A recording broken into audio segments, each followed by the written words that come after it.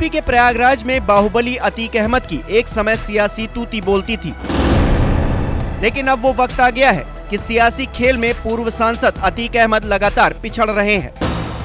बता दें कि साल 1989 से 2017 तक अतीक अहमद और उनके परिवार के लोग प्रयागराज से चुनाव लड़ते रहे।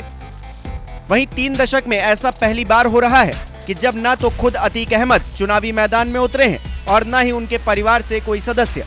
हालांकि जेल में रहते हुए अतीक ने असदुद्दीन ओवैसी की पार्टी AIMIM का दामन थामकर राजनीति की नई पारी का ऐलान किया, लेकिन बावजूद इसके अतीक अपने गढ़ शहर पश्चिमी सीट से लड़ने की हिम्मत नहीं जुटा पाए।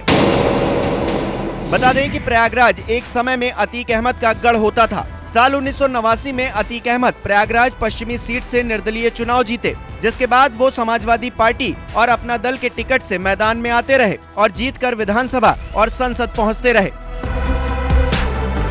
वहीं फूलपुर से सांसद बनने के बाद अतीक ने इस सीट पर भाई अशरफ को चुनाव लड़वाया और जीत दर्ज की, लेकिन मायावती के सत्ता में आते ही अतीक अहमद की उल्टी गिनती शुरू हो गई, जो कि अभी तक खत्म नहीं हुई है। मायावती ने अतीक अहमद पर जबरदस्त नकेल कसी और जो बची कुची कसर रह गई थी वो योगी आदित्यनाथ ने पूरी कर दी। 2017 में योगी आदित्यनाथ ने उनके सियासी साम्राज्य को पूरी तरह से ध्वस्त कर दिया। वहीं समाजवादी पार्टी ने भी उनसे सियासी दूरी बना ली, जिसके बाद वो और उनका परिवार ओवैसी के पाले में चला गया। दूसरी ओर चुनाव नजदीक आते ही अतीक की पत्नी शाइस्ता परवीन और बेटा अली सक्रिय हुए। इस दौरान अतीक ने अहमदाबाद जेल से लोगों के लिए भावुक पत्र भेजे, जिसे शाइस्ता ने भरे मंच पर सुनाया भी, लेकिन इसी बीच अतीक के बेटे अली पर मुकदमा दर्ज हो गया। नामांकन का वक्त आते ही परिवार ने चुनाव से किनारा कर लिया।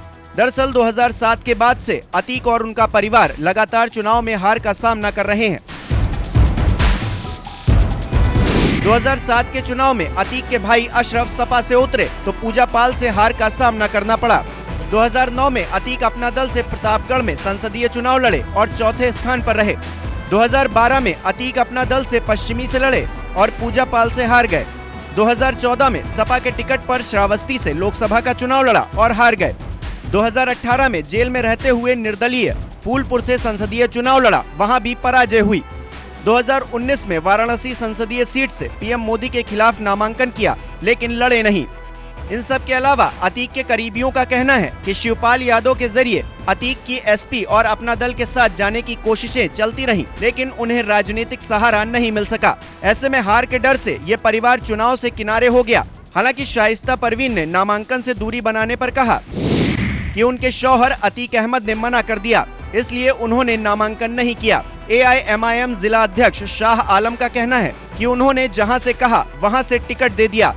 लड़ना या न लड़ना उनका फैसला है।